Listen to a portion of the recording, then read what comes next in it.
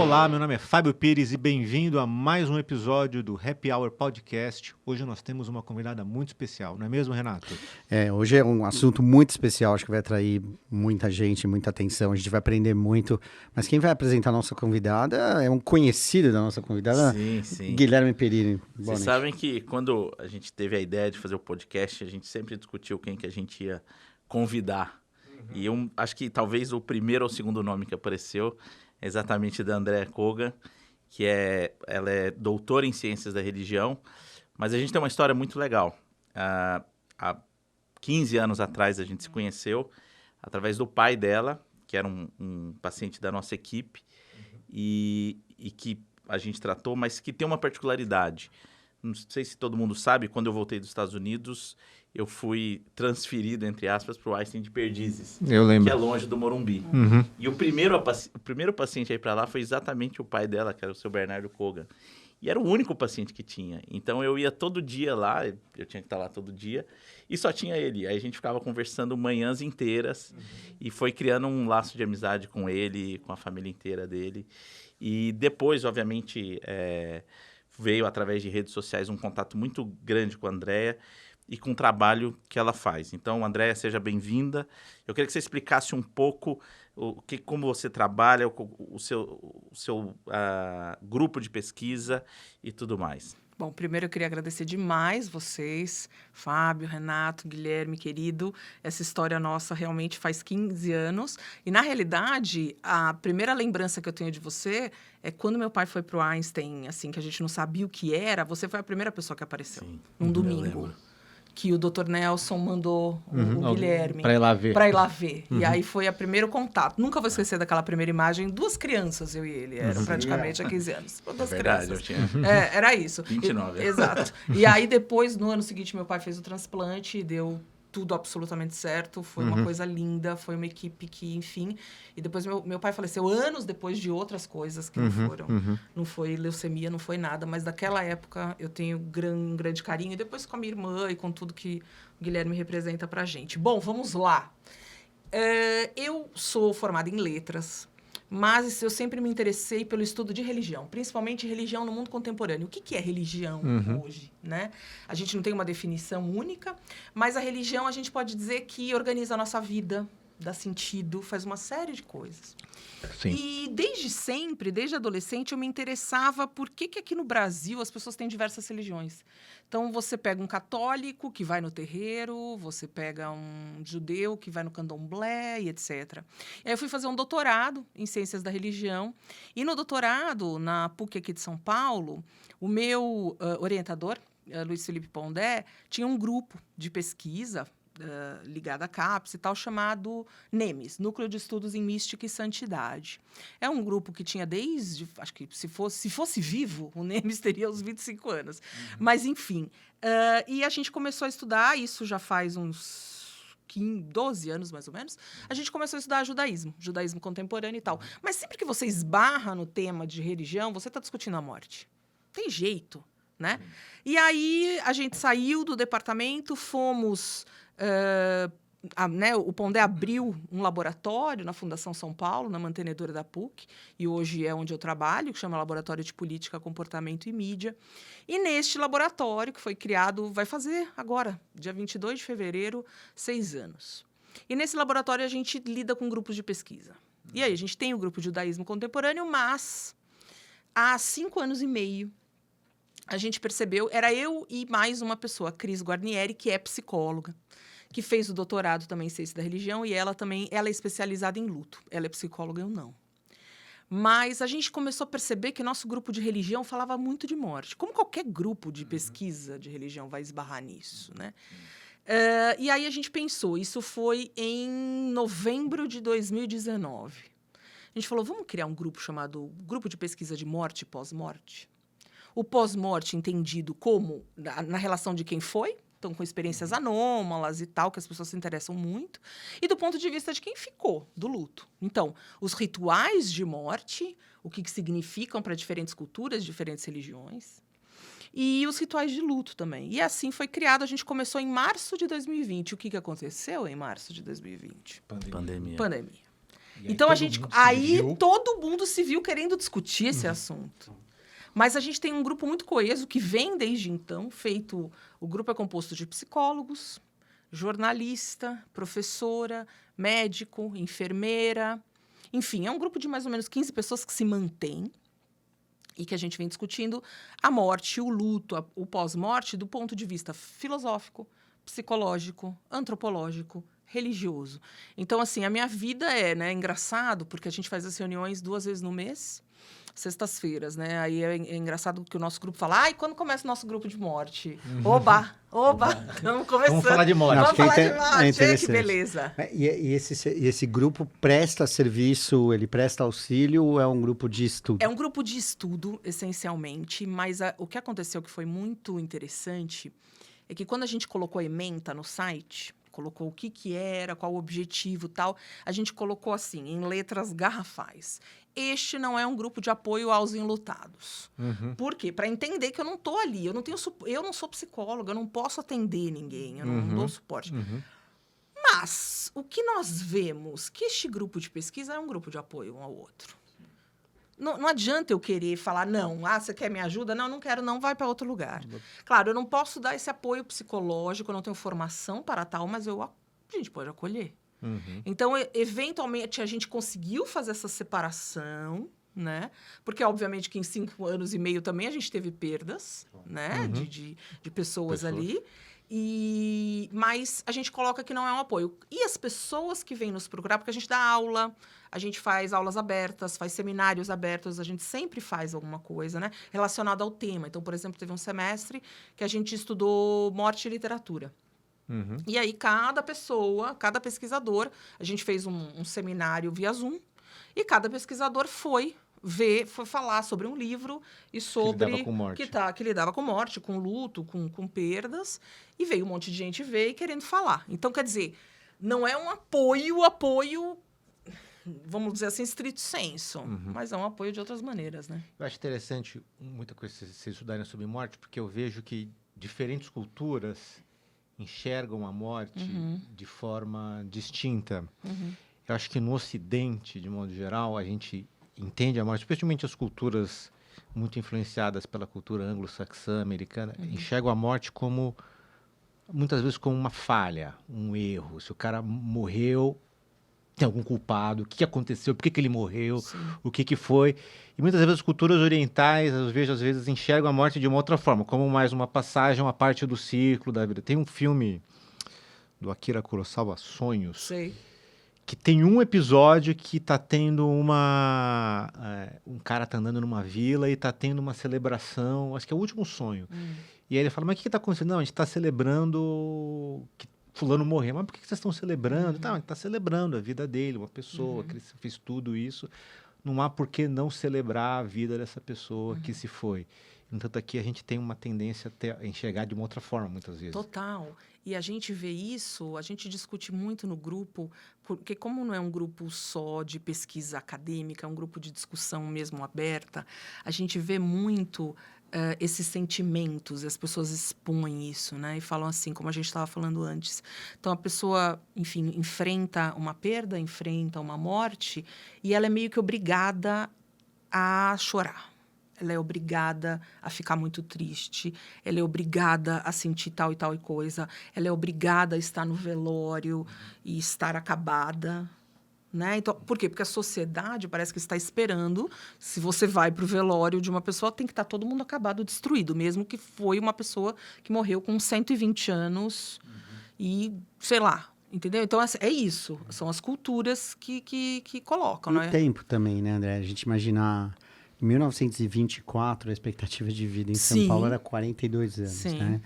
E imaginar que há 200 anos provavelmente toda mãe perdia filhos, né? Exatamente. Então, e acho que concordo com o Fábio, que então tem a expectativa do que a sociedade vive naquele momento, né? E eu ia te perguntar, porque acho que é um foco de interesse do seu estudo, a quantidade de países altamente desenvolvidos do ponto de vista socioeconômico na Europa e aumentando o ateísmo, e eu não sei, e aí eu ia te perguntar qual é a relação disso em relação com a morte, muito diferente de países extremamente católicos ou ligados ao cristianismo, por exemplo, como o Brasil, como a Itália, Portugal, que tem uma relação diferente mesmo em 2024. Como é que vocês veem hoje? A gente vê isso claríssimo, sabe por quê? Porque a religião, para muitas pessoas, ela só aparece em momentos de dor. Né? Ela só aparece em momentos de dor. A gente fala assim, nas contingências da vida. Né? Então, assim, em sociedades onde tudo é muito organizado e você não precisa da religião para dar sentido para a tua vida, porque outras coisas acontecem, às vezes você não precisa da religião em si. Então, você fica na linha do ateísmo, né? E você diria que esses povos lidam melhor com... Não é que lidam melhor, mas não tem muita reflexão sobre isso, eu acho. E quando você tem países como o nosso, que é pura religião, né? Religião que eu digo assim, eu não estou dizendo só religião de afiliação religiosa, eu vou à igreja toda semana, mas religião como um todo, né? A espiritualidade, as pessoas gostam de fazer essa diferença, né? Eu não tenho uma religião, tenho uma espiritualidade, acredito numa energia, vamos colocar tudo no mesmo balaio, porque senão, né? Às vezes as pessoas se sentem ofendidas, né? Não sou religiosa, eu tenho uma espiritualidade. Vamos parar com isso, porque é tudo a mesma coisa, né? Então, eu acho que nesses momentos de tragédia e de coisas ruins que as pessoas enfrentam, é na religião que elas vão se pautar, principalmente aqui no Brasil. A gente fez eu li um trabalho, uma pesquisa, eu acho que é do Departamento de Psicologia da USP, já faz anos, que uma pesquisadora perguntou o quanto era Brasil, México e mais alguns países se acreditava em ligações pós-morte, que também é uma forma de você se apegar a alguma coisa na hora do desespero. O Brasil era o país que mais se acreditava, que mais teve experiência, né? Assim, que mais teve experiência em relação a isso, né? O Brasil é o único país que espiritismo é religião. Né? É o único país. Em termos de conforto, porque assim, não tem certo ou errado nisso, né? Mas você acha que isso é um caminho... Ajuda demais. Ajuda demais. O espiritismo dá concretude. Não, eu lembro que... não sei a religião dele, mas eu lembro que há 1 ano ou 2 anos atrás teve uma tragédia no Paraná, acho que foi no Paraná, que um cara, um louco, entrou com um machado e matou... Numa escola? Uma escola de crianças, matou umas 10 crianças, alguma coisa assim. Horroroso. Uma coisa horrorosa, né? E aí eu lembro que eu vi uma entrevista de um dos pais das crianças que tinham morrido depois disso. E aí eu via o cara ele falando assim, não... aconteceu, ele estava muito triste, mas ela Deus tem um propósito maior. Deus tem um propósito maior, ela está aqui, eu sei que ela agora está do lado de Deus. E você percebia que o cara estava tendo uma dor imensurável. Só que ele estava, que nem você falou, se segurando na religião dele, que eu via que era uma coisa muito forte para ele, para conseguir passar por isso. E eu não sei, eu acho hoje que na sociedade moderna, de modo geral, como as pessoas têm se afastado, muitas pessoas têm se afastado da religião, eu sinto que talvez, posso estar aqui totalmente viajando. A gente fica lendo muito sobre aumento de depressão, aumento de ansiedade, aumento disso, principalmente entre a população mais jovem. Sim.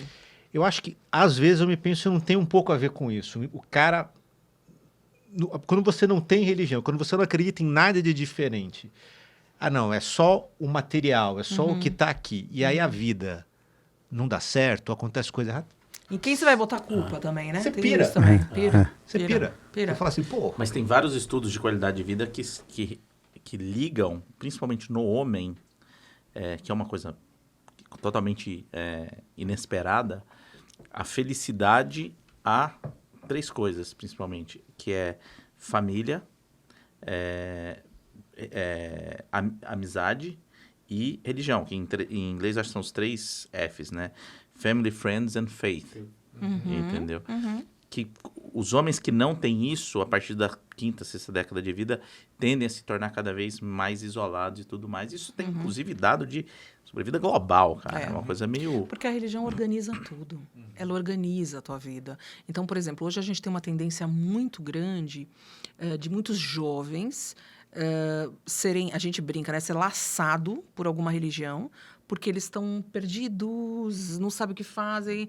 Ai, não tem mais pique para namorar, já quer casar logo, não tem grupo de amigos e tal. E aí, seja religião evangélica, seja judaica, seja qualquer coisa, qualquer religião, ela meio que pega para criar. Dá uma estrutura. Dá uma estrutura. Ó, você vai trabalhar aqui comigo na igreja, eu vou te apresentar esse grupo de jovens, e tudo começa a fazer sentido.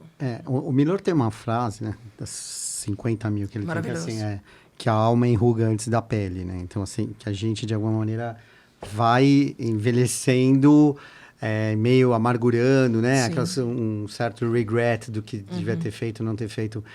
Eu me questiono muito, assim, essa questão de espiritualidade, por talvez participar de uma sociedade, ou pelo menos no meu núcleo familiar, a gente explora menos isso. Eu acho que isso é uma coisa que talvez... Eu não vejo nenhum problema, muito pelo contrário, na religião, porque eu vejo como conforta, e muitas vezes as pessoas... Não importa a fé, né? Não importa. Eu acho que esse é um ponto importante. É a questão do transcendental, né? Você transcender esse mundo... Além do material, né? Exatamente. Mas vamos voltar no luto, porque eu acho que eu quero falar do luto. Vamos falar de luto. E a gente desviou um pouco para a religião. Mas eu curto da mesma maneira. Podemos falar. Defina pra gente, você que estuda isso, como que você definiria melhor luto? Olha, se você perguntar para um psicóloga, ela vai te dar uma definição. Eu defino por uma autora que eu ouvi falando num podcast, que ela falava que luto é uma doença crônica. Eu adoro essa definição, de luto é uma doença crônica. Claro, a gente tem definições de luto, que o luto pode ser incapacitante depois de um tempo, e que aí a pessoa precisa ser tratada realmente, porque não vai conseguir viver por causa de um luto, etc. Então, quer dizer, claro, você tem tempo, né? Embora a gente veja, assim, que de repente... enfim, a pessoa consegue viver bem no primeiro ano, e depois, 10 anos depois da perda, ela tem um breakdown, alguma coisa assim. Isso acontece, óbvio. Mas você tem marcadores psicológicos que um bom psicólogo, psicanalista, psiquiatra consegue olhar e falar, bom, esse luto não está sendo, entre aspas, normal. Mas, ao mesmo tempo, o luto das pessoas precisa ser legitimado. Isso é a coisa que a gente mais fala no grupo de pesquisa, que é o quê? Você precisa dar espaço para aquela pessoa sofrer. E o luto de cada um é absolutamente individual. Tem gente que vive um luto saindo todo dia e rindo. Porque o luto não é só a tristeza. O luto é um mix de emoções. É isso que é importante também falar. O luto não é... ele está vivendo luto. Porque ele está realmente chorando todos os dias e não está indo trabalhar. Não, às vezes a pessoa que está trabalhando está funcional... Mas está de luto. E ela está rindo demais. E ela está rindo. Ela contar uma piada, está morrendo de rir. Mas você não estava de luto porque, sei lá, seu pai morreu há 2 semanas? Estou, mas eu posso rir também. Então, quer dizer, é um mix de emoções, né? Não é necessariamente ficar chorando em posição fetal o dia inteiro. Mas você tem esse mix que vai ser essa doença, entre aspas, crônica que vai com você. Eu não gosto nada quando as pessoas falam, tem que superar, tem que... Né? O que a gente faz é aprender a viver sem. Né? E o luto, a gente também tem que entender que não é um luto só de uma morte física de alguém próximo. Pode ser um luto de você mesmo, que era um aluno X há 10 anos e que hoje você não é mais aluno. Então, uma perda de alguma coisa que você teve. Um luto de um casamento. Um luto de um casamento. Sim. Uma doença que você teve, que você renasceu, vocês sabem. Então, quer dizer, isso é um luto de alguma pessoa que você era e que, às vezes, a gente para, né? E pensa e fala assim, poxa, eu, às vezes, paro e falo, cadê a Andréia, aquela lá, de 20 anos? Não tem mais. Você citou isso, é muito legal. Mesmo quem supera uma doença difícil, como você falou no transplante, ninguém sai igual. Claro. Né? E é uma experiência kármica e social, né? A família e tudo. É tudo. Você tem um antes e um depois, né? E quando a gente mistura isso com religião, você tem muitos aspectos que você precisa estudar, né? Em relação a isso. Mas falando da palavra, eu gosto de quando a gente vê muito assim, o luto nas redes sociais, por exemplo, né? Às vezes eu vejo só para passar raiva, né? A gente vê algumas coisas só para passar raiva, que é o seguinte... Sim, rede social é muito comum isso. A gente vê, fala, vou olhar só para me dar ódio. Que é assim, morreu alguém. Aí a pessoa publica assim, gente, enterro da minha avó vai ser amanhã, tal hora, no cemitério tal. Aí vem um monte de comentário. Morreu do quê? Morreu do quê? Primeiro, morreu do quê, né? Aquela curiosidade mórbida. Segundo, são aquelas condolências idiotas, né? Que, assim, tipo, a pessoa faz por obrigação. Tem até estudo, já tem livro sobre isso. O jornal tinha obituário. Tinha obituário, ainda obrigatório, tem, né? ainda tem. E aí tem a minha palavra favorita de sempre, que é força. Força. Sabe assim, já viram isso? Alguém morreu, o outro fala força. A minha vontade de responder, assim, força pra quê na hora do luto? Pra eu dar na sua cara. Se Deus me der mais força, vai ser uma força pra eu dar um soco na sua cara. Porque, assim, não existe sentimento. Você tem que viver aquilo. E quem não vive o luto, a gente sabe os efeitos que ele pode causar depois. Claro, viver o luto à sua maneira, né? Então, mas você tem na mentalidade das pessoas que é obrigatório sofrer. Eu lembro quando meu pai faleceu, enfim, cada um viveu o luto de uma maneira, né? A gente já sabia que ele ia falecer, ele estava numa fase, enfim, de uma doença terminal, e eu, meus irmãos, minha mãe, meu marido, meu tio, cada um foi viver o luto à sua maneira, e que isso foi muito bom, porque não existe certo ou errado. Mas eu lembro que alguns dias depois, na religião judaica, essa marcação de luto é muito importante para mim, eu acho que esses rituais religiosos, eles dão muito sentido ao luto, à missa, e tudo mais, eu acho que são marcadores importantes. A minha mãe olhou para mim e falou, mas eu queria fazer a unha. Tá bom. Outro... Eu falei, vai? Mas a gente está aqui. Eu falei, mãe, ninguém vai achar você menos triste ou mais triste. Porque você foi fazer a unha. Você foi fazer a unha. Sabe? Da religião, não pode isso, não pode aquilo, mas você acabou de perder um ente querido. Às vezes a tua religião também não te dá todas as respostas. E a forma como acontece também, né? A gente está com 92% a mais de acidentes aéreos do que tivemos no ano passado.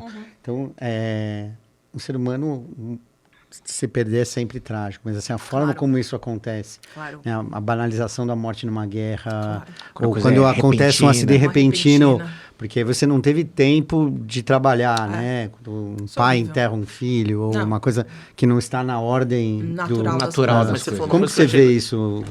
Sim. Você falou uma coisa que eu achei bem legal, desculpa te interromper, que não existe certo e errado no sofrimento, no luto.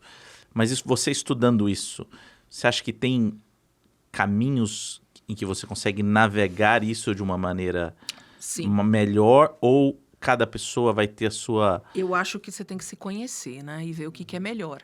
Um dos caminhos é o que te salva no dia a dia. Pense agora, né? O que te salva no dia a dia, além do teu trabalho? É a música? É a literatura? É um podcast?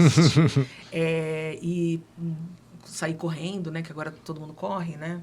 Fazer exercícios. Muito endorfina. Exato. Fazer exercícios, fazer um trabalho voluntário. O que te move?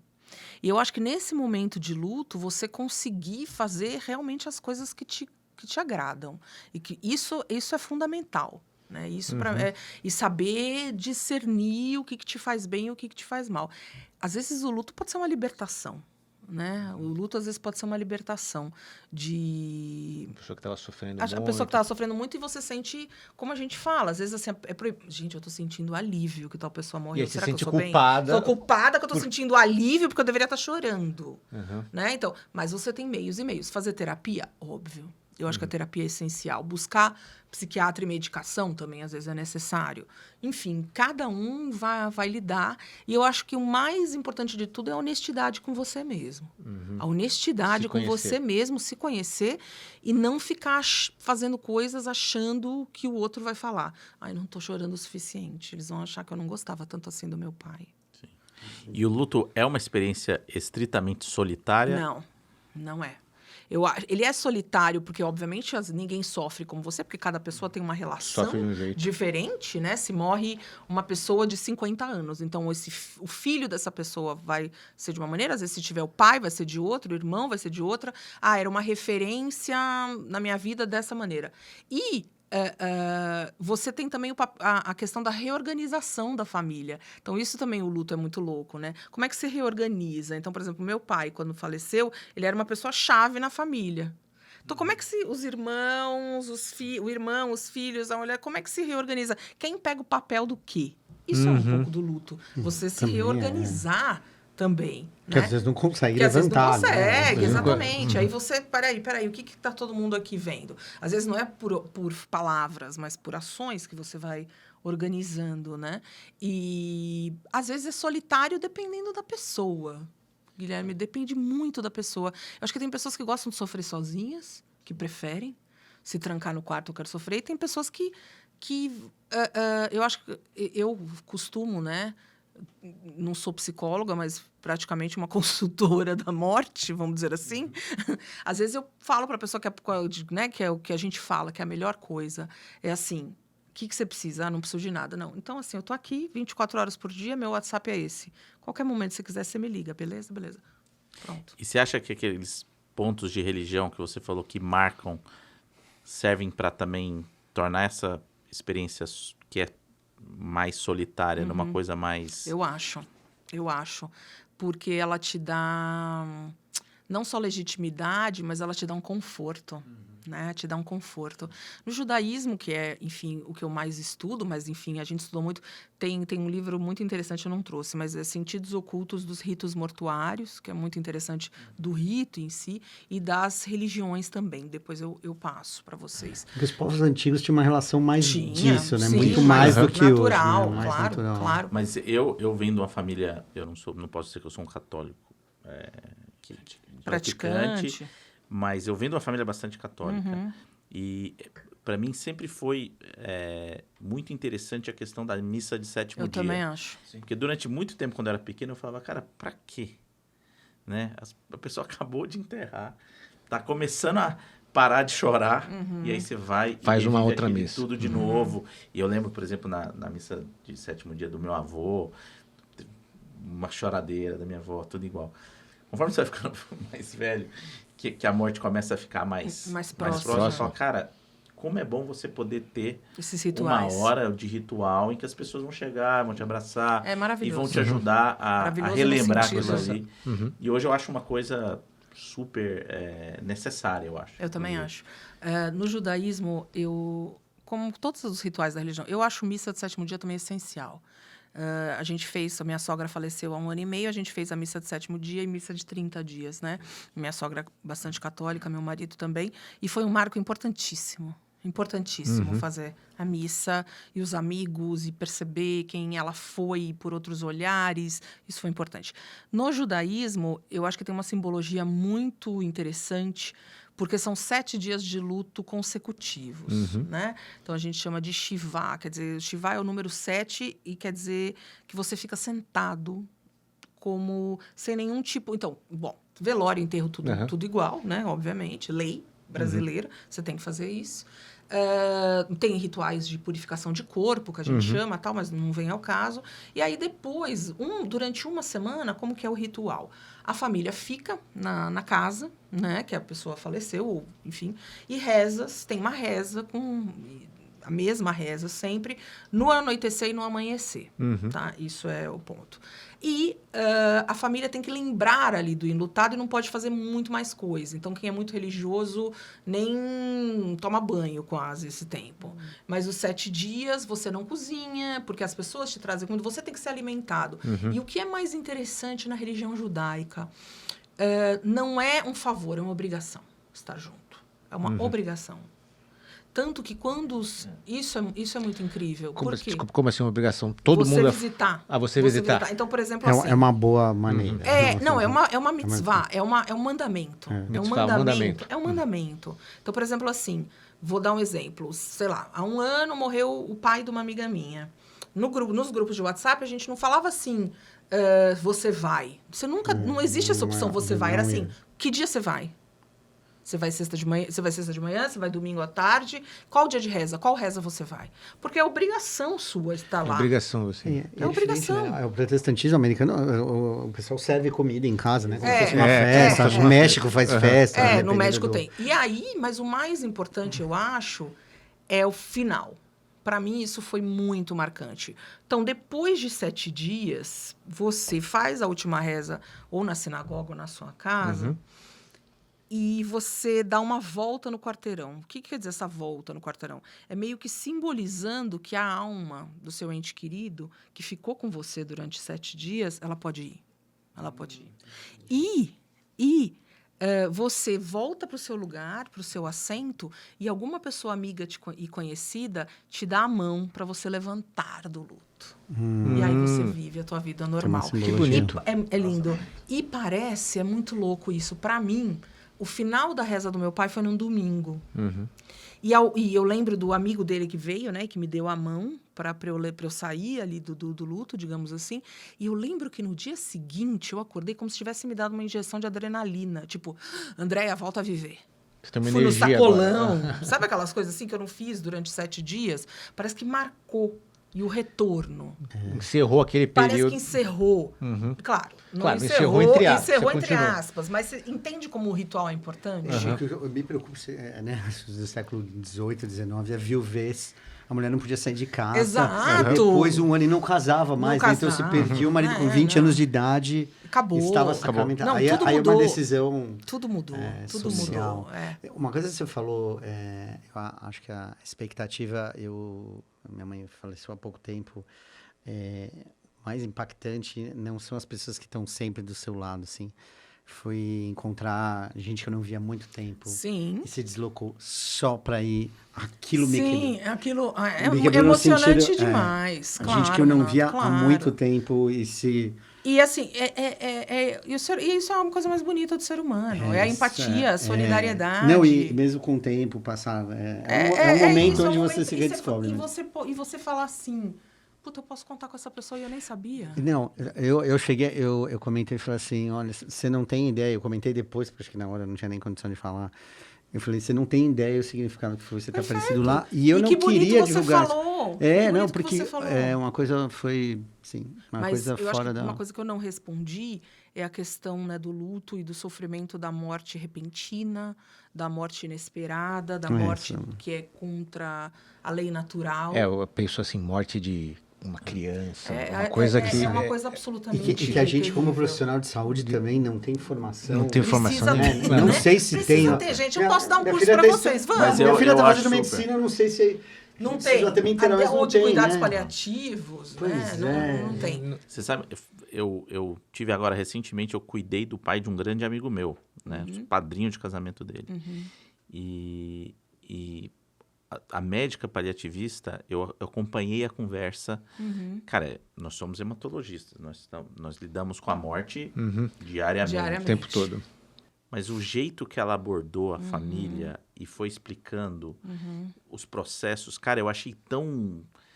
Porque, óbvio, ele é médico, mas ele sabia o que iria acontecer. Mas a irmã não era, a esposa não era. Claro. Então, assim, Tem que ter ela outro... explicar como que é o processo. Olha, ele vai começar a ficar mais sonolento. Pode ser que ele faça um movimento de querer respirar, mas não significa que ele está com falta de ar. Cara, isso aí parece que arma a família a saber lidar com isso. E a gente estava até conversando isso antes do podcast vir ao ar. Grande parte da nossa experiência e a nossa relação, e eu acho que isso é errado, inclusive, com a família, ela encerra logo depois da morte do paciente. Sim. Sim. Né? Tem, óbvio, pacientes que você mantém contato, mas não é aquele contato que a gente tem do médico de comunidade que Não. morava na mesma, né, É, cuidava da da cidade família pequena, pequena, conhecia todo mundo. entendeu? Uma cidade pequena. né? E isso é uma coisa que a gente não aborda na faculdade. A gente não é treinado para entender o luto, para reconectar com os familiares. Eu, tá falando para André, eu tive a experiência de fazer 2, acho que já fiz mais, mas as que mais se marcaram foram 2 reuniões que eu fiz com a família dos pacientes que morreram. E, cara, é uma experiência completamente diferente, porque é uma conversa muito franca e eu até já comentei de uma dessas que a gente teve aqui no podcast que a gente fez com o João, que ele fala aqui no mercado financeiro, ele faz uma reunião pós-mortem. Eu falei que eu já tinha feito essa reunião pós-mortem, apesar que esse nome é horrível para nossa área. E isso, isso é importante para os dois lados, eu acho. Sim. Né? Acho que para a família é muito importante. Você sabe que eu tenho um paciente meu que morreu há sei lá, vários anos. Quando a gente fazia transplante no São Camilo, ele fez transplante lá e ele acabou falecendo. E foi muito, claro, muito triste. Conversei com a esposa e tal. E, cara, 2 anos depois dele ter falecido, 2 anos depois, tinha uma consulta do nome dele marcada no meu consultório, lá no Einstein de Perdizes, e era a viúva que veio conversar comigo, que ela tinha coisas aí de incertezas e dúvidas. Ela falava, mas doutor, então, mas o que foi que aconteceu? Mas por que... E vocês conseguiram conversar bem? Conversamos, Que legal ficou uma hora isso. conversando. Que lindo, né? E aí ela falou assim, não, mas então não foi aqui. Eu falei, não foi nada disso. E é interessante porque a gente, já falou uma coisa muito legal, a gente como médico, eu acho que isso é um problema que nós temos, a gente está tão inserido nesse mundo e lida com isso há tanto tempo que a gente não lembra como é e não imagina mais como é não ser médico. Então a gente não sabe como as pessoas que não são da área podem estar raciocinando, podem estar interpretando as coisas que estão acontecendo. Às vezes, eu lembro que ela me falou um negócio assim do tipo... Mas, gente... mas então não foi porque o transplante dele não pegou que ele morreu? Eu falei, não aconteceu isso. Ele morreu porque ele pegou uma infecção. Então você vê que as pessoas, às vezes, elas não entendem muito o que está acontecendo. Não, isso tem um trabalho feito assim. Você passa numa consulta 1h30, o paciente sai, isso foi documentado, a enfermagem chega e fala assim, olha, o que o Dr. Guilherme lhe explicou? Em torno de 10%, 20%. Assim. Claro. Ou seja, se você não tem muito tempo com aquela família... Sim. E eu, na verdade, eu tenho uma abordagem nisso. A gente faz o diagnóstico e quem trabalha... Você nitidamente percebe, quando você está lidando com um paciente, que existe alguém na família que vai ser o seu focal point, que você vai falar, claro. Essa pessoa que provavelmente vai bater no peito e vai cuidar dos remédios. Porque uma família muito grande, 4, 5, parece que ninguém... Coisa. E nessas famílias também, não são todos que conseguem conversar seriamente. Claro. Não é uma crítica, tem gente que não tem. Não dá, né? Você não consegue tocar no assunto. Você não nem tocar no assunto. Tem um grande amigo meu que é capelão profissional numa... Hoje ele está num hospital de câncer em Tampa, que eu não lembro o nome. É o seu Moffitt. Moffitt. Lá em Tampa. Por quê? Porque esse também é uma falha brasileira. Você não tem capelão profissional aqui no Brasil. É verdade. O HC tinha capelão.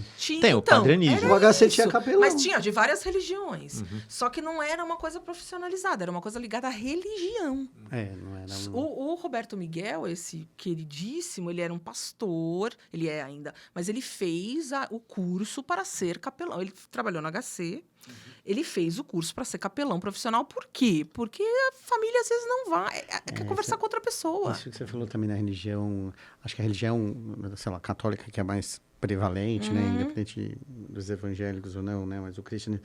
A igreja era mais próxima, eu acho. Assim, minha avó morava numa cidade pequena, o padre ia levar a hóstia em casa. Conhecia o padre. Não, levava o padre, levava a hóstia em casa. Eu tenho essa experiência. Dentro da minha casa. Cidade menor, né? Então, a gente estava mais próximo, né? Eu até brinco com o Roberto, às vezes, ele né, tem os contatos dele, às vezes ele já me mandou mensagem e falou, gente, preciso de um monge budista agora. Andréa, você teria um para me indicar? Como se tivesse... Tem uma roupa, assim. Mas a pessoa precisa falar, isso não é profissionalizado. E para você, às vezes, buscar algum líder religioso, ou às vezes a pessoa não quer religião nenhuma também, né? Quer só conversar com alguém. Sim, claro. Então, nesses momentos, você tem que estar aberto, e médico tem que estar aberto a escutar também qualquer tipo de coisa, né? E resumindo, assim, lógico, dentro desse ponto, acho que você apontou várias possibilidades de enfrentamento, né?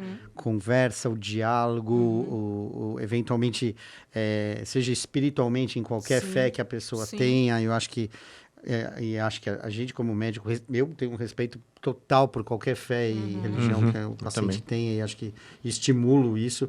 Acho que você deu vários caminhos possíveis, assim. Tem alguma coisa que você acha que vale a pena, tanto para profissionais que lidam com a morte com frequência, porque isso envolve, sei lá, bombeiros, policiais, médicos e todos os profissionais de saúde. Você diz que vem de letras, gosta de literatura. O que você acha que a gente pode fazer, não só profissional, mas existe alguma coisa existe manual. Não existe manual, claro. O que não existe solução fora da educação. Tá. Então, isso é o a premissa. É a premissa básica de qualquer coisa.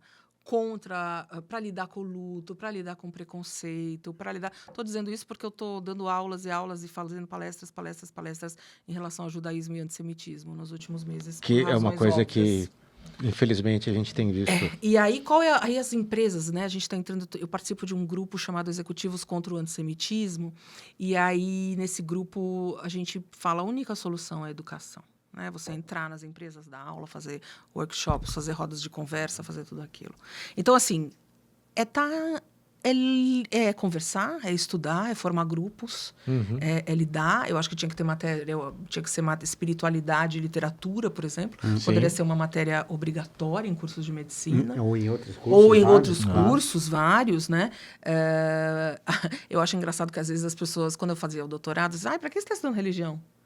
Aí eu achava engraçado que a pessoa falava, gente, em que momento você não está lidando com isso da vida? Em que momento você não está lidando? Em que momento da história da humanidade? Se você pegar uma ilha no meio do... Em 2025, Pacífico, vai ter uma pedra que a pessoa vai lá e reza pra pedra. É a coisa mais... Exatamente isso. Meu chefe vai dar um curso esse ano na PUC. Quem é seu chefe mesmo? Luiz Felipe Pondé. Que ele vai falar da religião não da antiguidade, da religião da pré-história. Da pré-história. Da pré-história. Mas né? Então é isso. Mas vamos na literatura. Mas sabe quando você fala da literatura, você está falando de... A gente estava comentando antes aqui do Dostoiévski. O Renato é um grande fã, o Guilherme não gosta tanto. Mas a gente nunca combina nada eu mesmo. Eu me abstenho de falar. Certo. Você acha que o Pondé gostaria de falar sobre? Gostaria. Mas então, você sabe que eu comecei a ler Dostoiévski tem mais ou menos uns 2 anos. Um pouco por influência do Renato Centroni. Isso me emociona, assim. Que lindo isso. E eu vou falar, eu passei a ser um cara mais religioso depois que eu li os livros dele, porque eu comecei, especialmente depois de ler os Irmãos Karamazov, que ele faz aquela comparação entre o cara que é religioso, o cara que é ateu, que é vendo? Que é científico. Eu sempre fui um cara mais racional, da ciência. E depois daquele livro eu falei assim, não, tem coisa além do... E o que você acha que ele era? Quem? O escritor. O Dostoiévski. Claramente era um cara que se questionava. Era um cara mas ele era católico fervoroso. Ele era católico fervoroso. Sim, não era católico, ele era cristão ortodoxo. Cristão ortodoxo, cristão. Mas ele estava se questionando muito. O tempo inteiro. Que somos nós. Mas eu acho que isso faz parte também da religião. Né? Somos nós. Total. Bom, mas vamos lá. Vamos falar de livros. Dostoiévski vai ser um outro episódio. Eu trouxe só alguns clássicos, né? Vamos lá. Um recente é o da Chimamanda, Nota sobre o Luto, que ela escreve, que é um livro bem curtinho, e que ela escreve quando o pai dela morre. O que é interessante da Chimamanda é que ela fala gente como a gente. Ela não doura palavras, né? Ela fala o seguinte... Essa autora de onde? A Chimamanda é nigeriana. Nigeriana, mas ela escreve em inglês, né? Então, o meu livro é todo grifado dela, né? Mas ela dá umas definições de luto muito interessantes. Então, por exemplo, aqui, ó. Ela mora nos Estados Unidos, né? Ela fala assim, o luto é uma forma cruel de aprendizado. Você aprende como ele pode ser pouco suave e raivoso, aprende como os pêsames podem soar rasos, aprende quanto do luto tem a ver com palavras, com a derrota das palavras e com a busca das palavras. E aí ela vai falando e vai fazer exemplo concreto do pai dela. Aí tem o clássico dos clássicos, a coisa mais maravilhosa, que é Joan Didion, O Ano do Pensamento Mágico. A Joan Didion foi uma das maiores escritoras americanas de todos os tempos, morreu recentemente. Ela tem uma história muito, muito triste. E o que acontece é o seguinte, a frase dela mais conhecida, que a gente sempre, às vezes os programas sempre falam isso, que de repente você senta para jantar e o mundo como você conhecia acabou. Porque foi assim, né? Fala assim, life changes fast, life changes in the instant, you sit down to dinner and life, as you know it, ends. Por quê? Porque o marido dela tem um ataque cardíaco fulminante enquanto eles estão jantando e tal. A filha dela estava internada, uma doença bem séria. Eles voltam do hospital, a filha parece que estava melhorando. Ele senta e tem um ataque cardíaco. Então, ela vai raciocinando. O que é esse pensamento mágico? Porque ela fala assim, como é que eu vou doar o sapato dele? Se ele volta, hein? Se ele volta. Então, tem esse raciocínio. Então, a Joan Didion é brilhante. Aí tem o clássico, que foi vencedor do Pulitzer, na década de 74, que é A Negação da Morte, do Ernest Becker, que aí é uma construção filosófica, psicológica e tudo mais. Ele morreu super jovem, Tanto que acho que quando ele ganhou o Pulitzer, ele tinha acabado de morrer, acho que ele tinha 40 anos e tal. E aí, antes, tem só um livro em inglês, o resto tem tudo em português. Isso aqui... Essa edição, será que tem ainda? Tem uma nova já. Tem uma nova já. Eu tenho outro. Legal. Tem uma nova. Tem esse gracinha, que é uma questão de vida e morte, amor, perda e o que realmente importa no final, do Irving Yalom, que é aquele psiquiatra, acho que ele é psiquiatra, o Irving Yalom, se não me engano. E ele tem vários livros, só que esse ele escreve com a mulher e ela estava morrendo. Então, os diários... que escreveu quando o Nietzsche chorou. Eles vão caminhando juntos, esses diários, e o diário dela acaba, e o dele continua, né? Porque a gente sabe que ela vai falecer. E isso é de uma beleza, todos esses a gente estudou no nosso grupo. E esse eu não posso nem abrir, que eu vou começar a chorar. Não, por favor, não. Por favor, aqui não, gente. Ziraldo, Menina Nina. 2 razões para não chorar. Ziraldo era Ziraldo. Ziraldo. E ele fala de como ela perdeu a vovó. E aí, a gente estudou um semestre, muitos livros de literatura infantil, e o Ziraldo era um gênio, sensível, né? Um canal. Sensível. Isso aqui quase ninguém conhece, mas eu acho que uma das coisas mais fofas chama Welcome to the Grief Club. Olha que interessante. Grief, em inglês, ele não é só luto, ele é luto e tristeza. A gente não tem essa palavra em português. Sim. Não existe isso em português. Porque quando a gente fala do grief, a gente está falando de luto e a tristeza junto. É diferente de luto só em português. Mas essa moça, ela perde o melhor amigo. E ela é ilustradora. E aí ela faz um livro só com ilustração de como é viver o luto. E aí é brilhante, né? Ela fala assim, por exemplo... Você pode ter sentimentos conflitantes, como a gente falou. Você pode se sentir triste e aliviado. Você pode querer andar para frente, mas você não quer... Você quer voltar ao mesmo tempo. Você sente falta da pessoa e você sente ódio da pessoa que foi embora ao mesmo tempo. E a minha favorita, que é as Olimpíadas do Sofrimento. As Olimpíadas do Sofrimento. As Olimpíadas do Sofrimento estão canceladas. Sim. Não existe comparação. Não existe comparação para sofrimento. Então, não existe. Claro, se a gente for falar, ele perdeu um filho, ele perdeu um pai, óbvio, tem coisas que a gente não consegue nem dimensionar. Mas aquelas coisas das pessoas se compararem no sofrimento, não existe. Não existe isso, né? Você está sofrendo quanto? 12, eu estou sofrendo 15, então eu ganhei parabéns, a medalha é minha. Isso não existe, né? Então, e ela faz que é uma coisa que é muito comum hoje em dia. Muito! Gente, coisa insuportável. Uma coisa insuportável. É insuportável isso. Eu estava brincando hoje, até nas minhas redes sociais, que assim, você fala para uma pessoa assim, gente, estou com uma dor de cabeça hoje. A outra pessoa fala, gente, eu tô com dor de cabeça, quebrei o pé. Aí você fala assim, gente, eu tive um dia tão cansativo. Eu também. Cansativo, atendi 35 pacientes, fiz 45 cirurgias. O meu dia é mais cansativo que o seu. Sempre assim. O meu é pior que o seu, tá bom? E aí, no luto, também às vezes isso acontece. Nossa, eu chorei 3 dias. Não, eu chorei 10. Nossa, eu fiquei sem comer. Nossa, eu fiquei sem comer e sem dormir. Eu vi outro dia algum vídeo, até um amigo, o João, que veio aqui, me mandou uma discussão sobre simpatia e empatia. Não sei se já viram isso. Que o que fala de uma maneira bem simples é assim, né? Que quando você conta uma coisa deu errado na sua vida, sei lá. Cara, fiz alguma coisa errada. Tem um cara que chega e fala assim, se precisar, eu tô aqui. É isso. E tem um cara que fala assim, não fica assim. Não... E muitas das vezes esse sentimento de querer minimizar o seu sofrimento, da abordagem, né? Ele é negativo, cara. É assim, cara, eu entendo, estamos aqui junto. E às vezes, quando a gente está passando por esse processo de ajudar quem está no luto, a gente faz muito isso, faz né? muito. Sim. É equívoco. Não fica assim. E o equívoco pra mim é querer falar com muita gente. Assim, pra mim eu tenho uma grande amiga, grande amiga, minha idade. O pai dela era um grande amigo do meu pai. E o filho dela teve leucemia, muito grave. Foi quando meu pai estava curado, o Dani teve. Ele descobriu, ele era gêmeo, né? Então, eles descobriram, ele tinha 10, num mês de agosto, e ele faleceu em março do ano seguinte, com 11 anos. Muito rápido, uma coisa horrorosa, enfim. Mas as quantidades de coisa que ela ouviu e que eu ouvi também, por ela me contar e por a gente compartilhar essas coisas até hoje, isso vai fazer 11 anos agora já. É de uma ignorância abissal, porque chega a ser assim, não, ele tá num lugar melhor, tá? Fica tranquila. Cara, o filho dela acabou de morrer. Não fale isso.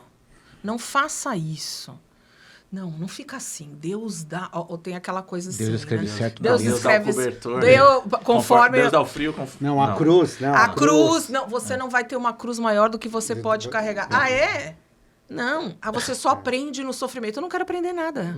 Eu não quero aprender Às vezes é nada. melhor não falar. Né? Exato. Então, assim, é isso. Não, se você tem dúvidas, não fale. Ou faça assim. Tô aqui. É isso. É isso, entendeu? Mas ficar colocando coisas, né? E você imagina, né? Ele está num lugar melhor. Mas é verdade, as pessoas, elas sentem uma necessidade, muitas vezes, às vezes, de manifestar alguma coisa, falar alguma coisa, às vezes, até por uma questão de uma pressão social. Se eu não falar nada... Vão achar que eu não tô nem aí, então eu tenho que falar alguma coisa. A gente falou bem pesado, mas você vê uma vertente do humor com Total, com a morte? isso Total. hoje em dia, né? A gente faz piada até colocar os Porque é isso. Com Deus. Eu não sabia. Faz, O gente. Mel Brooks. O Mel Brooks, você fazia, gente, pelo O amor. Milor tem uma outra que é... A morte é certa, a gente só é matéria-prima. Lembra da mas vida é de genial, Brian? é genial, A vida porque de assim... Brian. Você lembra da vida de Brian? Brian. Gente, você faz. Tem umas coisas que você faz, ué. Tem até livros sobre humor nos campos de concentração, gente. Tem hora que você fala, cara, né? Claro, tudo tem limite. Mesmo o Brás Cubas é uma tiranagem. A gente já discutiu o Brás Cubas. O Brás Cubas é uma... Claro. Não, e tem coisas que são engraçadas.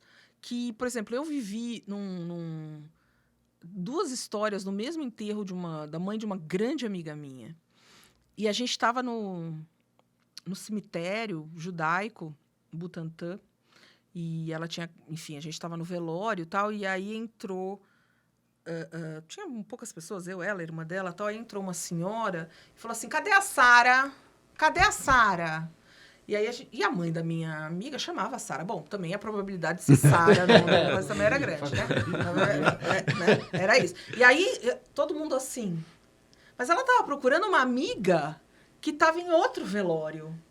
E aí eu falava, minha senhora... Aí todo mundo em estado de choque, aí eu levantei e falei, minha senhora, Sara é falecida. A senhora... Não, é minha amiga que eu estou procurando, foi embora. Pra gente deixar leve... Sabe que eu tenho uma história engraçada vários, assim. Que eu... namorei há muito tempo atrás uma pessoa de descendência alemã.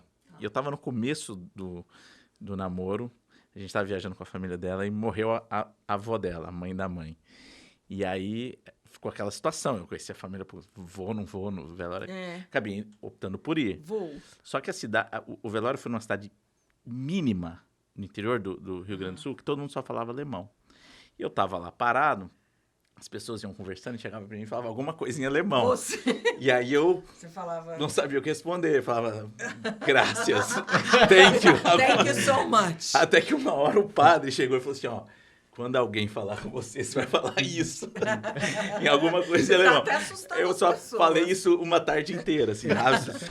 Tem um conto genial que eu vou lembrar de quem é, que é, assim, estão no mesmo momento sendo velados um político e o Cardoso. Cardoso era o garçom no boteco que o cara frequentava. Deve ser do Veríssimo. É do Veríssimo, né? Não é? Acho que é do Veríssimo, Deve ser. Que aí tinham 3 pessoas. Amante do Cardoso, ele e mais um. E aí ele fica meio, esse político, não sei o quê. Aí ele começa a grudar lá e fala assim, sabe quem tá ali? Ali é o José Cardoso. José Cardoso? É o político, não sei o que lá. Aí começa a vir gente. Aí pra outra ele falou assim, você não lembra aquele trio de atacantes do Botafogo de 56, que era Joãozinho, Mengável e Cardoso? É aquele Cardoso. Aí, de repente, o velório do Cardoso lota, os caras deixam o político.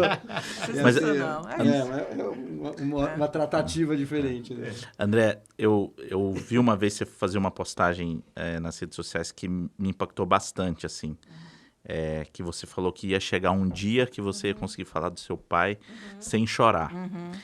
Demorou, mas chegou. E para quem está começando essa jornada, o que você falaria isso? O que você falaria para quem... A gente agora mesmo tem uma colega que recentemente perdeu o pai. Esse dia chega, então. Chega. Esse dia chega. Não coloque deadlines. Primeiro, a minha primeira dica. Não coloque deadlines. Por mais que a religião, às vezes, te fale, né? Depois de uma semana, depois de um ano, depois disso.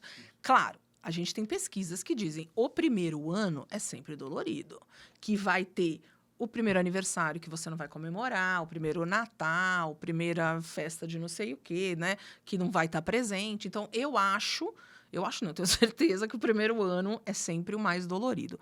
A partir dali, não tem receita, mas em algum momento você vai perceber que alguém falou, barará, barará, e você continuou, barará, barará, e não chorou, não teve um ataque. Nossa, que maravilha. Então, eu acho que chega esse momento. E quando E me falaram isso várias vezes também. Por isso que eu falo hoje. Eu falei, gente, acredite em mim. Esse momento chega, né? E, ao mesmo tempo, você também tem que saber... você tem que saber que algumas datas você tem que se proteger. Também não seja o valentão, espertão de... Cara, né? Imagina, vai passar a data de morte, vai passar a data de aniversário do meu ente querido que faleceu, eu vou estar super bem. Aí Deus te dá uma rasteira, você fala, não tá bem não, não tá bem não. Ainda então, não foi. Ainda né? não foi. Então, por exemplo, para mim, uma época bem complexa é dezembro. Para muita gente. Para né? muita gente. Então, o que acontece? Veja só você o meu caso. Vamos começar a competição de tragédia. Vamos lá. Vamos lá. Então, dezembro, o meu pai, quando foi internado com leucemia, era dezembro. Todo o período dele de quase morte antes de transplante foi no mês de dezembro. Ele faleceu no dia 3 de dezembro.